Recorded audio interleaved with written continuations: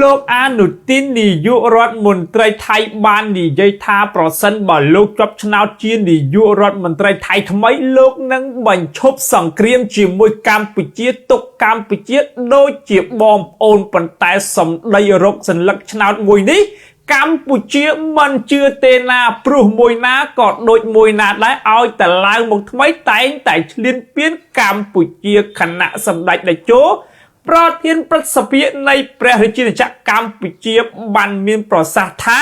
កម្ពុជាមិនធ្វើសម្បទានអធិបតេយ្យភាពឬភាពថ្លៃថ្នូររបស់ខ្លួនឡើយខ្មែរសាមគ្គីគ្នាខ្មែររស់ខ្មែរសាមគ្គីគ្នាខ្មែរឈ្នះហើយគ្មានអនុភាពណាមករារាំងឆន្ទៈរបស់យើងបានឡើយការរួបរวมគ្នារបស់ប្រជាជនកម្ពុជាដូចជាការធ្វើពហិការឈប់ទិញទំនិញរបស់ថៃឈប់ប្រើប្រាស់ផលិតផលរបស់ថៃពុតជាបានផលមែនយើងឃើញថា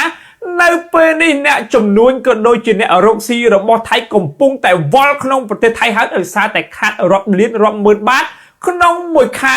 ខែហើយយុទ្ធសាស្ត្រមួយនេះពិតជាមានប្រសិទ្ធភាពខ្លាំងណាស់បងប្អូនយើងដោយពាក្យចាស់បុរាណថាឈ្នះទាំងមិនបាច់ច្បាំងតែយ៉ាងណាក៏ដោយសូមបងប្អូនទុកចិត្តលើថ្នាក់ដឹកនាំនិងទុកចិត្តលើបងវីរៈកងទ័ពនៅជួរមុខទាំងអស់គ្នាណា